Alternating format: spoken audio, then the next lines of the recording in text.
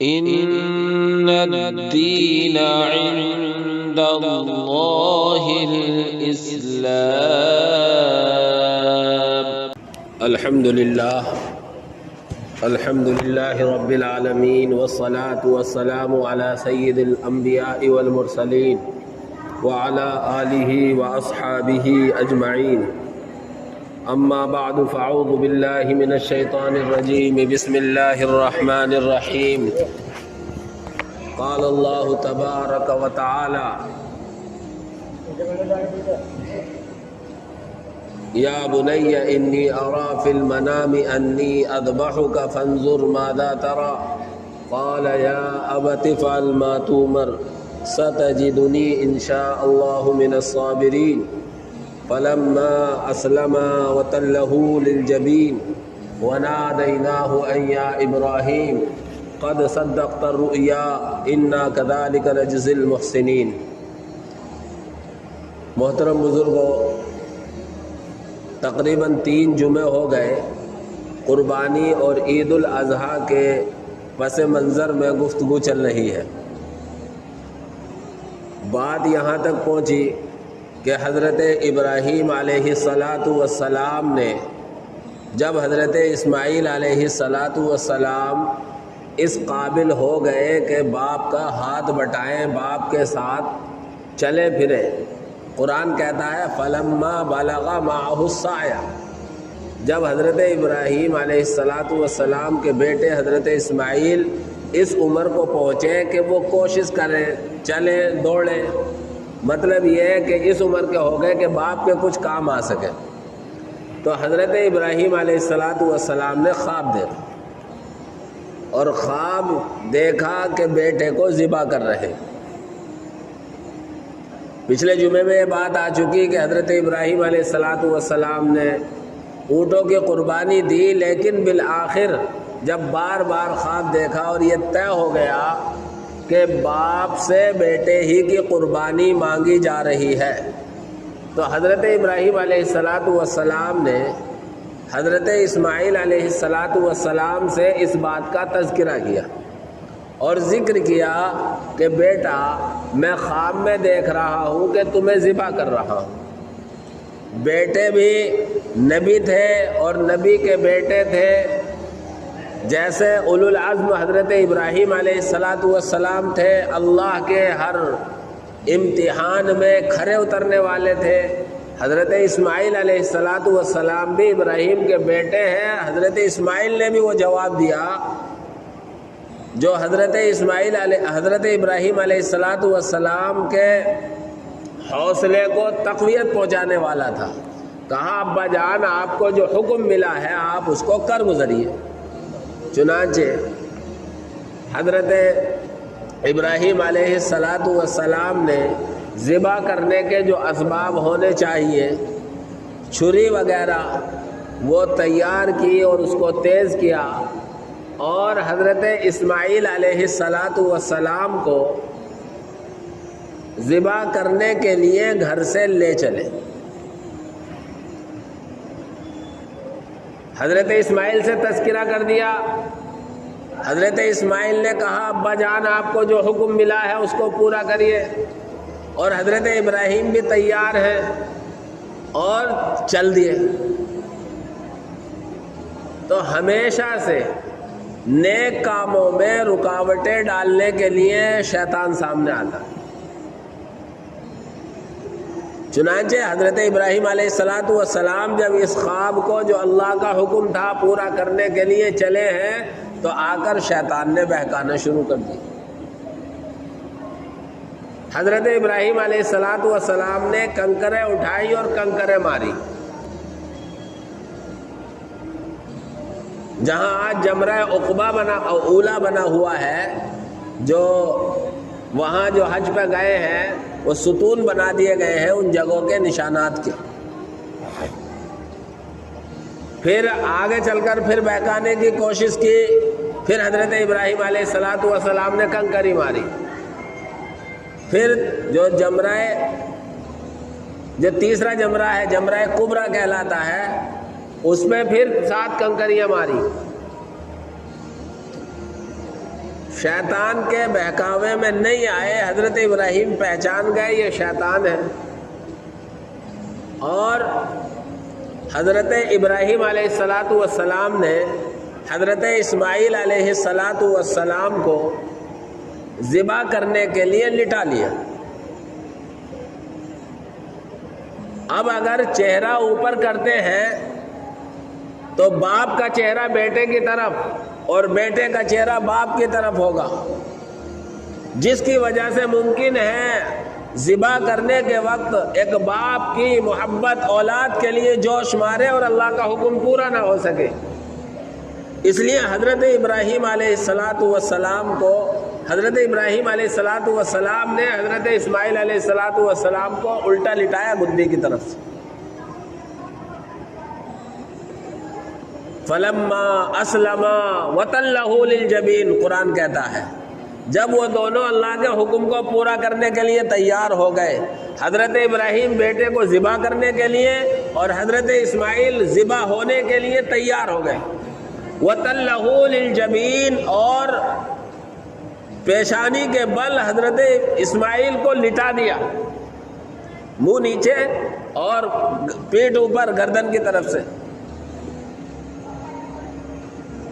اور حضرت ابراہیم علیہ السلام، مسند احمد حدیث کی کتاب ہے، اس میں روایت ہے کہ حضرت اسماعیل علیہ السلام پر اس وقت سفید چادر تھی جو کرتے کی جگہ انہوں نے اوڑھ رکھی تھی۔ حضرت اسماعیل نے کہا کہ ابا جان آپ اس چادر کو الگ کر دیں تاکہ یہ کفن میں کام دے۔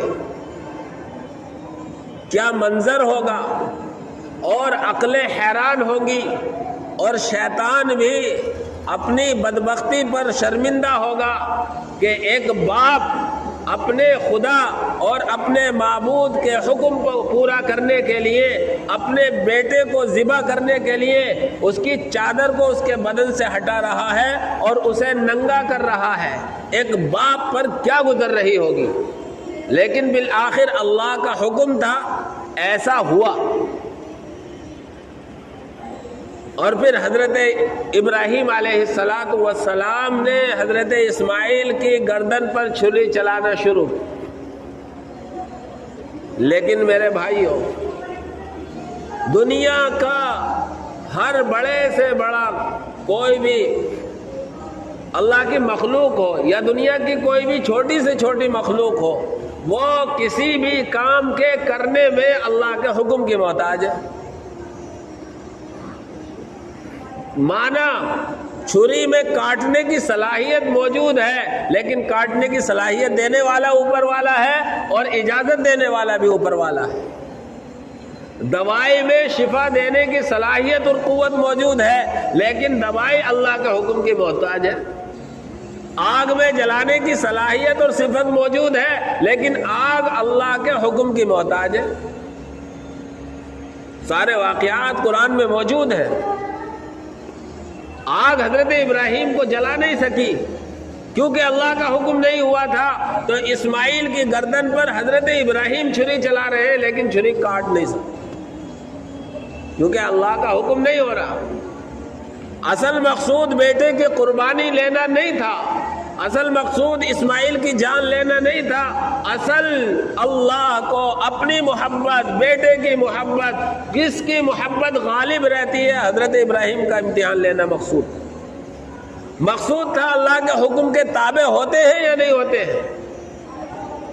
باپ بھی اس کے لیے مکمل تیار، بیٹا بھی اس کے لیے مکمل تیار۔ اور جب اللہ نے دیکھ لیا کہ ابراہیم ذبح کرنے کے لیے تیار ہے، اسماعیل ذبح ہونے کے لیے تیار ہے، اللہ کی طرف سے حضرت جبریل علیہ السلام حضرت اسماعیل کے بدلے میں دمبا لے کر آتے۔ فلما اسلم وتلہ للجبین ونادیناہ ان یا ابراہیم، آسمانوں سے اللہ آواز دے رہا ہے، ابراہیم سنو، قد صدقت الرؤیا، تم نے تو اپنے خواب کو بالکل سچا کر دیا۔ انا کذالک نجزی المحسنین، ہم تو نیک لوگوں کو، ماننے والوں کو اسی طرح بدلہ دیتے ہیں۔ وَفَدَيْنَاهُ بِذِبْحٍ عَظِيمٍ، اور ایک بڑی قربانی ہم نے ابراہیم کو اسماعیل کے بدلے میں دی۔ چنانچہ جب چھری چلا رہے ہیں تو آپ جانتے ہیں بسم اللہ اللہ اکبر پڑھ کر چھری چلاتے ہیں۔ چھری چلاتے ہوئے اوپر سے حضرت جبریل علیہ السلام دیکھ رہے ہیں۔ حضرت جبریل علیہ السلام اوپر سے کہتے ہیں اللہ اکبر اللہ اکبر۔ حضرت ابراہیم سنتے ہیں تو کہتے ہیں لا الہ الا اللہ اللہ اکبر وللہ الحمد۔ جو تکبیر تشریق ہے یہ تین بڑے بزرگوں کے الفاظ ہیں۔ حضرت جبریل علیہ السلام آسمان سے کہتے ہیں اللہ اکبر اللہ اکبر۔ پھر جب حضرت جبریل کی آواز حضرت ابراہیم سنتے ہیں تو کہتے ہیں لا الہ الا اللہ اللہ اکبر۔ پھر جب دیکھتے ہیں کہ اسماعیل کے بدلے میں ایک دمبا جنت سے اللہ تبارک و تعالی نے بھیجا ہے اور اسماعیل کو معاف کر دیا گیا، یہ کہیے اسماعیل کی قربانی مقصود نہیں تھی، اس دمبے کی قربانی کرانی تھی۔ پھر حضرت ابراہیم نے، حضرت اسماعیل نے اور حضرت جبریل علیہ السلام نے پھر پڑھا اللہ اکبر وللہ الحمد۔ اس طرح جو 9 ذی الحجہ سے لے کر 9 ذی الحجہ کی فجر سے لے کر 13 ذی الحجہ کی عصر تک جو تکبیر تشریق پڑھی جاتی ہے، شامی فقہ حنفی کی بڑی کتاب ہے، اس میں لکھا ہوا ہے کہ یہ 3 بڑے بزرگوں کے کلمات ہیں، حضرت جبریل علیہ السلام، حضرت ابراہیم علیہ السلام، حضرت اسماعیل علیہ السلام۔ اس طریقے سے یہ تکبیر تشریق کا وجود ہوا اور اللہ تبارک و تعالی نے جو دمبا بھیجا اس دمبے کی پھر قربانی کی گئی، اور قربانی کے بعد اللہ تبارک و تعالی نے رہتی دنیا تک کے لیے قربانی کا سلسلہ جاری فرما دیا۔ لیکن یہ روح زمین پر ایسا واقعہ ہے کہ اس سے پہلے نہ کوئی اس طرح کا واقعہ پیش آیا اور نہ اس کے بعد پیش آئے گا۔ یہ ہیں حضرت ابراہیم علیہ السلام اور حضرت اسماعیل علیہ السلام اور حضرت حاجرہ کہ ان بزرگوں کی قربانیوں کی بنیاد پر آج یہ عید الاضحیٰ کا تہوار منایا جاتا ہے۔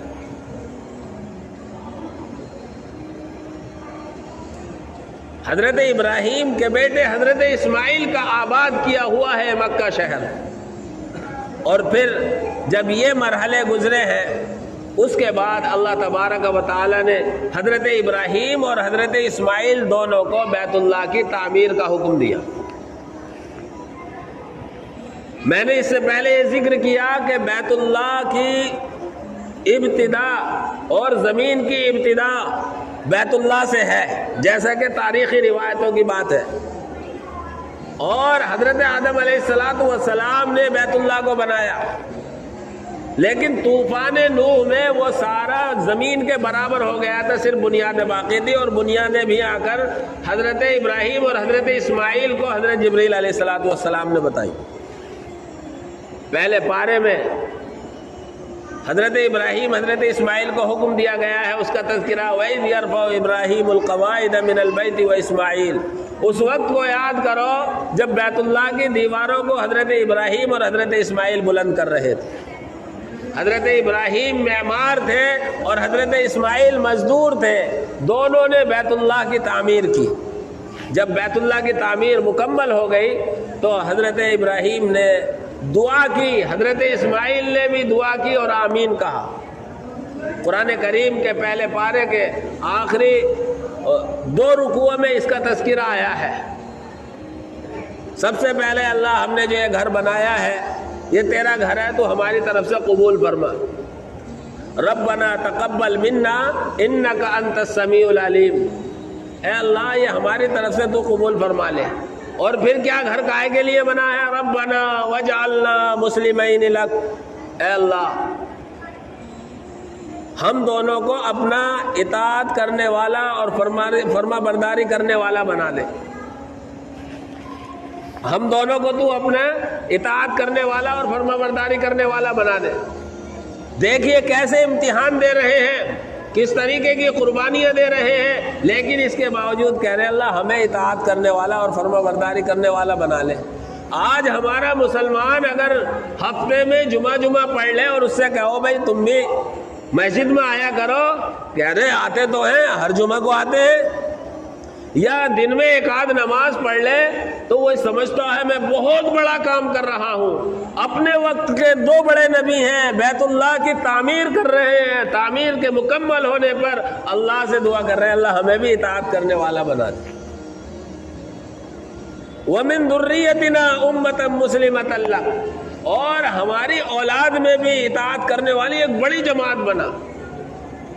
دوسری دعا یہ کی۔ تیسری دعا وَأَرِنَا مَنَاسِكَنَا، اور ہمیں ہماری قربانی کے، ہمارے حج کے احکام سکھا دے۔ وَتُبْ عَلَيْنَا، اے اللہ اور ہماری توبہ قبول فرما لے، تو ہم پر نظر رحمت کر دے۔ اِنَّكَ أَنْتَ التَّوَّابُ الرَّحِيمُ، تو بڑا توبہ قبول کرنے والا، رحم کرنے والا ہے۔ لیکن آج تو ہمیں ایک ٹائم کی نماز کی توفیق ہو جائے تو ہم سے بڑا کوئی دیندار نہیں ہوگا، ایسی ڈینگیں ماریں گے کہ ہمارے مقابلے میں ہے کوئی عبادت کرنے والا۔ جبکہ حضرت اسماعیل، حضرت ابراہیم کیسے منت سماجت اللہ سے کر رہے ہیں۔ جب بیت اللہ کی تعمیر ہو گئی، یہ دعا بھی کر لی، تو پھر 70ویں پارے میں ذکر ہے اللہ تبارک و تعالی نے حضرت ابراہیم کو حکم دیا وَأَذِّن فِي النَّاسِ بِالْحَجِّ۔ اب بیت اللہ کی تعمیر ہو گئی، اب لوگوں میں حج کی فرضیت کا اعلان کرو۔ اب حضرت ابراہیم کہنے لگے اللہ پوری دنیا اور میری آواز کیسے پہنچے گی لوگوں تک؟ روایتوں میں یہ بات ہے کہ حضرت ابراہیم سے اللہ نے کہا تمہارا کام ہے اعلان کرنا، آواز کا پہنچانا ہمارا کام ہے۔ چنانچہ بیت اللہ کی دیوار پر حضرت ابراہیم علیہ السلام نے کھڑے ہو کر اعلان کیا کہ لوگوں تم پر حج فرض ہے، اپنے پروردگار کے گھر کا حج کرو، طواف کرو۔ خود قرآن میں اللہ نے بتایا وَأَذِّن فِي النَّاسِ بِالْحَجِّ، آپ لوگوں میں حج کی فرضیت کا اعلان کرو۔ یاتوک رجالا، لوگ پیدل بھی چل کر آئیں گے، وعلی کل ضامر یاتین من کل فج عمیق، اور بہت دبلی پتلی اونٹنیوں پر آئیں گے جو بہت دور سے چل کر آئیں گے، تو جس کی وجہ سے وہ دبلی ہو جائیں گی۔ اور حج کا مقصد کیا ہے؟ لیشہدوا منافع لہم، تاکہ وہ اپنے دینی اور دنیاوی نفعوں کو آ کر یہاں سے حاصل کریں۔ اس لیے حج کرنے میں دینی بھی نفع ہے اور دنیاوی نفع بھی ہے۔ حدیث پاک میں آتا ہے جو حج کرتا ہے اللہ اس کے مال میں اضافہ فرما دیتا۔ حج کر کے کوئی آدمی غریب نہیں ہوتا۔ اللہ ہم سب کو توفیق عطا فرمائے، اللہ ہم سب کو بار بار جانا نصیب فرمائے۔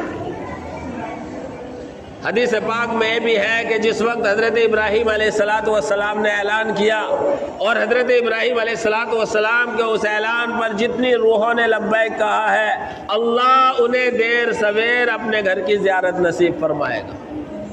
جب حضرت ابراہیم نے اعلان کیا ہے اس وقت روحوں نے جواب دیا لبیک اللہم لبیک، اسی سے تلبیہ ہے نا، لبیک اللہم لبیک لبیک لا شریک لک لبیک ان الحمد والنعمت والملک لک لا شریک لک۔ اللہ ہم سب کو ان خوش نصیب بندوں میں شامل فرمائے جنہوں نے حضرت ابراہیم علیہ السلام کے اعلان پر لبیک کہا۔ اس طریقے سے اللہ رب العزت والجلال نے یہ حج کا سلسلہ جاری فرمایا۔ تو حج کا سلسلہ بھی حضرت ابراہیم علیہ السلام، حضرت ابراہیم علیہ السلام اور حضرت اسماعیل کی والدہ حضرت ابراہیم کی زوجہ مطہرہ حضرت ہاجرہ سے منسوب ہے، اور قربانی کا سلسلہ بھی انہی تینوں بزرگوں کے گھر سے جڑا ہوا ہے۔ یہ ہے حج اور قربانی کا پس منظر۔ اللہ رب العزت سے ہر ایک ایمان والے کو دعا کرنی چاہیے دنیاوی اسباب پر نظر نہ کرتے ہوئے اللہ کی قدرت پر نظر کرتے ہوئے ہر ایک کو اپنی دعا میں یہ شامل کرنا چاہیے کہ اللہ ہمیں حرمین شریفین کی زیارت نصیب فرما۔ اللہ کے خزانے میں کوئی کمی نہیں، اللہ راستے بنانے والا ہے، اللہ راستے کھولنے والا ہے، اللہ راستے کھولے گا اور راستے بنائے گا۔ اس لیے ہر ایک ایمان والے کی دعاؤں میں جیسے اور بہت ساری دعائیں ہم مانگتے ہیں، اللہ تبارک و تعالیٰ سے حرمین شریفین کی زیارت کی دعا بھی مانگنی چاہیے۔ اور موجودہ حالات ایسے آ رہے ہیں، اس لیے اپنی دعاؤں میں حرمین شریفین کی حفاظت کی بھی دعا کرنی چاہیے۔ اللہ کا گھر ہمیشہ سے آزاد رہا ہے، قرآن میں وَلْيَطَّوَّفُوا بِالْبَيْتِ الْعَتِيقِ، آزاد گھر کا طواف کرو، اللہ کا یہ حکم ہے۔ تو انشاءاللہ اللہ تبارک و تعالی اپنے گھر کی جیسے آج تک حفاظت کرتا چلا آیا ہے، حفاظت آگے بھی کرے گا، لیکن میرا اور آپ کا حصہ اگر حفاظت کی دعا میں ہو جائے تو یہ ہم اور آپ خوش نصیبوں میں ہوں۔ آج کے کچھ حالات ایسے سننے میں آ رہے ہیں کہ سعودی حکومت بھی جو ایک صدیوں سے سلسلہ چلا آ رہا تھا، ان بہت سارے سلسلوں میں بڑی تبدیلیاں کرنے والی۔ دعا کریں اللہ تبارک و تعالیٰ سے اللہ اپنے فضل سے حرمین شریفین کی حفاظت فرمائے اور ہم سب کو اللہ حرمین شریفین کی زیارت بھی نصیب فرمائے۔ اس لیے ہر ایک ایمان والے کی یہ تڑپ ہونی چاہیے۔ انشاءاللہ آئندہ جمعے میں عید الاضحیٰ کے قربانی کے مسائل اور حج کی کچھ باتوں کے متعلق بات ہوگی۔ اللہ ہم سب کو بار بار اپنے گھر کی زیارت نصیب فرمائے اور قربانی کی توفیق عطا